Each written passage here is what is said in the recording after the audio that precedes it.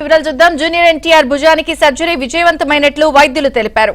ప్రస్తుతం ఎన్టీఆర్ ఆరోగ్యం నిలకడగా ఉందని, త్వరలోనే కోలుకుంటారని వైద్యులు స్పష్టం చేశారు.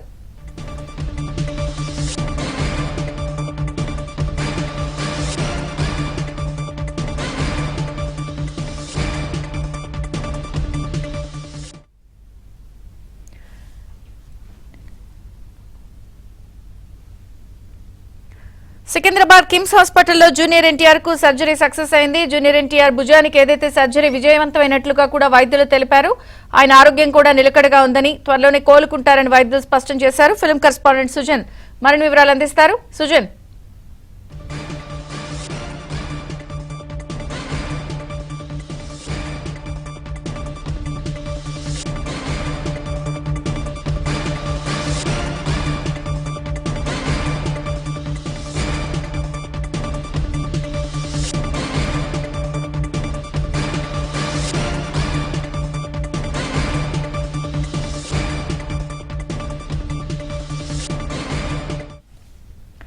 జూనియర్ ఎన్టీఆర్ భుజానికి సర్జరీ విజయవంతమైనట్లు వైద్యులు తెలిపారు. ప్రస్తుతం ఆయన ఆరోగ్యం నిలకడగా ఉందని, త్వరలోనే కోలుకుంటారని వైద్యులు స్పష్టం చేశారు.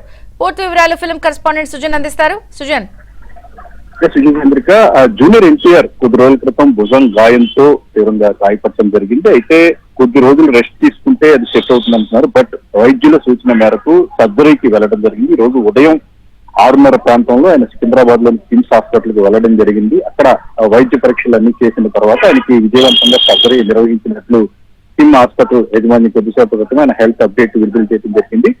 ఒక కంప్లీట్ రెస్ట్ తీసుకుని ఒక 2-3 మంత్స్ కంప్లీట్ రెస్ట్ అయిన తర్వాత ఆయన పూర్తి స్థాయిలో మళ్ళీ పూర్తి ఫిట్నెస్ తో ఉంటారు అని చెప్పేసి కూడా డాక్టర్స్ చెప్పడం జరిగింది. 4 డాక్టర్స్ బృందం ఎన్టీఆర్ కు విజయవంతంగా శస్త్రచికిత్స నిర్వహించినట్లుగా కూడా కిమ్స్ హాస్పిటల్ యాజమాన్యం తెలియజేయడం జరిగింది.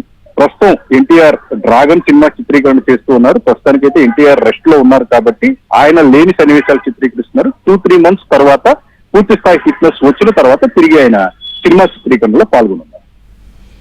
Okay Sujan, thank you.